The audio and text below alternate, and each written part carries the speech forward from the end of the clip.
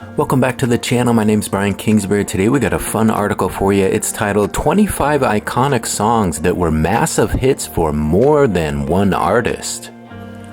Some songs are just so good, they can generate hit-making status for more than one musical artist or group. Here are 25 notable examples.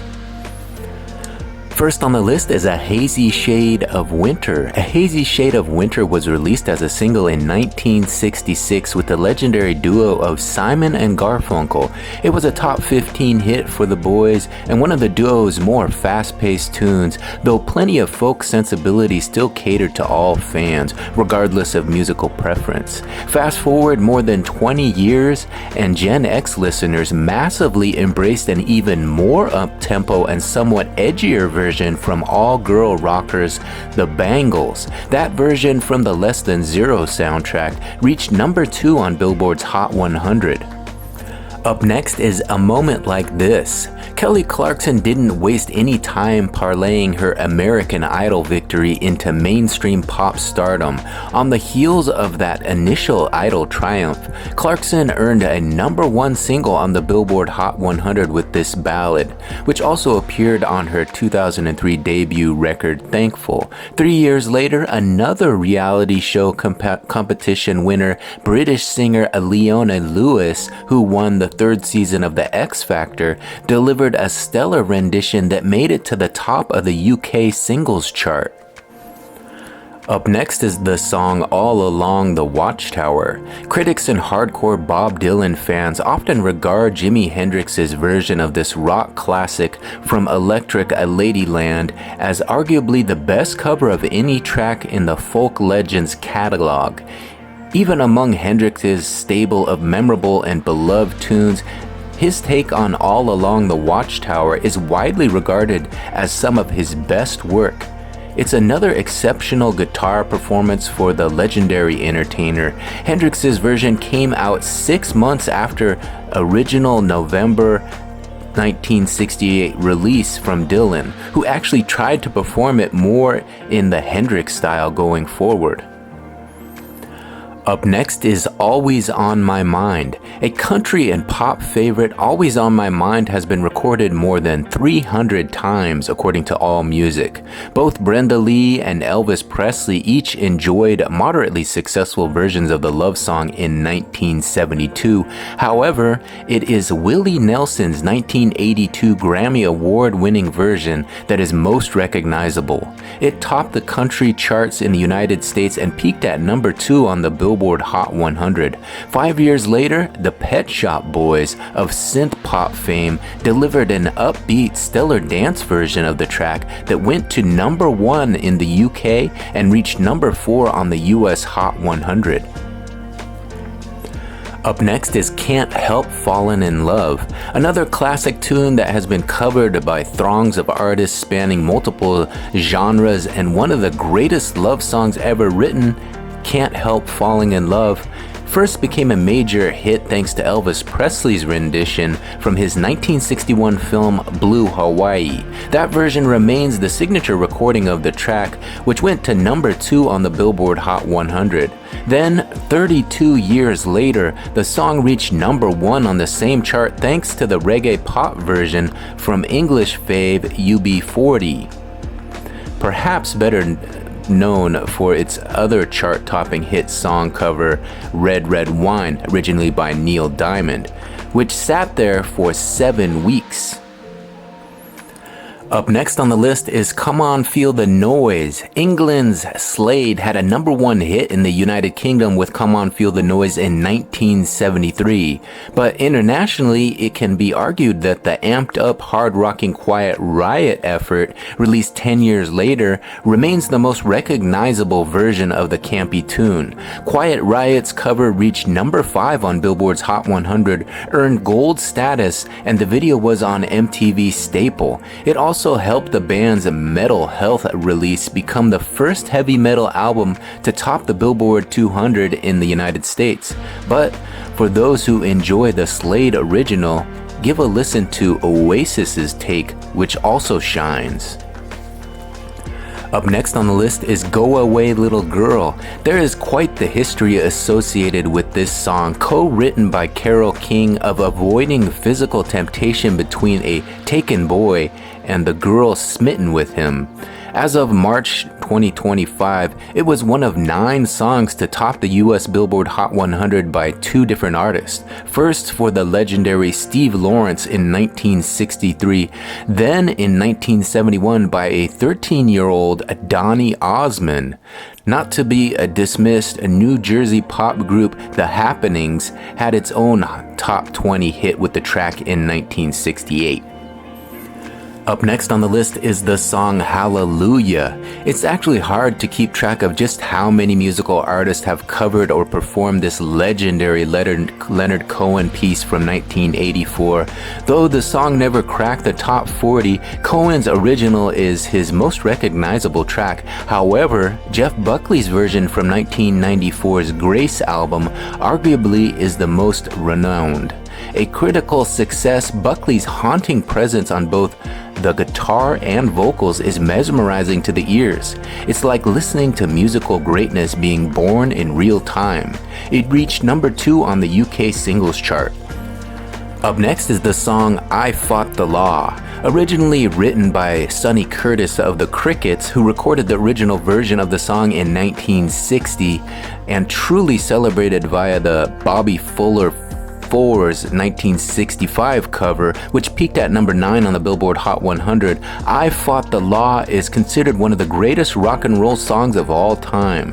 It certainly helped The Clash gain attention in the US when its version was included on the American version of its debut album from late 1979, thus making it the band's first single released in the States. Now, The Clash were so much more than this mainstream cover, but it essentially opened the door for the world to hear what would become punk rock greatness. Up next on the list is I Heard It Through the Grapevine, one of the most recognized songs of all time. There are several versions out there. The first came via Gladys Knight and the Pips in 1967, which reached number 1 on the US Cashbox Top 100 and number 2 on the Billboard Hot 100. However, a year later, Marvin Gaye's standout Take went to number 1 on both charts and was widely been considered the gold standard version. While the tune has now that memorable soul sound, it's a gut-wrenching song about someone finding out that his lover is getting it on with someone else. Ouch. Up next is the song I Will Always Love You. Dolly Parton earned country success with her original recording from the first half of the 1970s, and there's no denying how special that version is to many. An ode to mentor Porter Wagoner, Parton's version actually went to number 1 on the Billboard Hot Country Songs chart in the US on 2 different occasions. However, Whitney Houston's cover from 1992's The Bodyguard, which she starred in as her film debut, was a mainstream juggernaut. In addition to being an example of pop perfection, it introduced a new generation of fans to Parton's music. Houston's version won Grammys for Record of the Year and Best Pop Vocal Performance, Female, and 6 Billboard Music Awards. It also went to number 1 in roughly 25 countries and just might be the definitive recorded moment of Houston's legacy. Up next is the song I'll Be There. Co-written by Motown icon Berry Gordy, I'll Be There, filled with plenty of soul but built for pop success, was the 4th number 1 hit in a row for the famed Jackson 5 in 1970. Fast forward 22 years, and Mariah Carey gave the song a whirl in duet form with little-known R&B singer Trey Lorenz for her MTV Unplugged special. The updated, modernized, perhaps more sultry version of the song topped the charts in US and was number 1 on the UK singles chart. Up next is the song Knockin' on Heaven's Door, another classic from Bob Dylan and a hit for the icon in 1973. Knockin' on Heaven's Door cracked the top 20, then gained even more fame for a new generation during the 1990s via Guns N' Roses. The band does a strong job of amping up Dylan's track, and most rock fans are probably more familiar with the latter than the former. While Guns' studio version can be found on the Days of Thunder soundtrack and an altered take on Use Your Illusion 2, this cover always seems best when played live, most notably during the 1992 Freddie Mercury tribute concert. Up next is the song Lady Marmalade, featuring the iconic lyrics Voulez-vous coucher avec moi ce soir. Lady Marmalade by LaBelle, the funk pop rock group featuring Patti LaBelle, drew rave reviews. That act took it to number 1 in 1974. There was always a campy, steamy vibe to the track, which made it a perfect choice to be covered in modern-day form for the Moulin Rouge 2001 soundtrack. Contemporary stars Christina Aguilera, Lil' Kim, Maya, and Pink did the honors on that version and brought a Y2K girl power vibe in its new iteration, and to no surprise, delivered a chart-topping performance that was more noteworthy than the movie it supported. The next song on today's list is Lean on Me. Bill Withers wrote and performed Lean on Me, which went to number 1 for the singer on both the Soul and Hot 100 charts in 1972. Though some critics feel Withers is an underrated singer, the song defined his performing career. In 1987, the rather little-known R&B pop act Club Nouveau recorded its own version, one that was more steeped for mainstream MTV dance audiences. It also went to number 1 on the Billboard Hot 100 and proved to be only notable hit from the act. The next song on today's list is The Locomotion.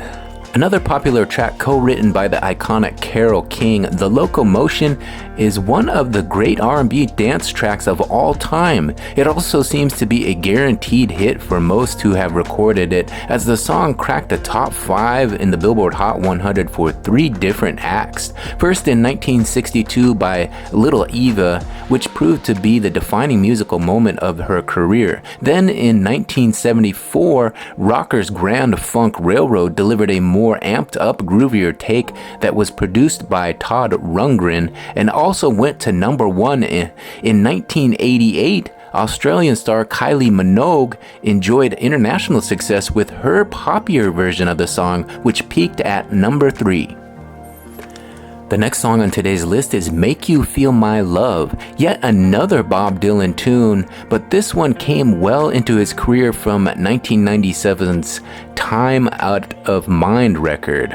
More than a decade later, Adele would give it a go on her smash debut album, 19. It proved to be a top 30 hit for the rising star, who used the song to help introduce the world to her immense talent. Prior to Adele's memorable effort, Billy Joel delivered an admirable take the same year as Dylan, and Garth Brooks topped the Billboard Hot Country Songs chart with his 1998 version that was featured in the Hope Floats soundtrack, along with another version from Trisha Yearwood. The two would marry several years later, and a Grammy Award nomination.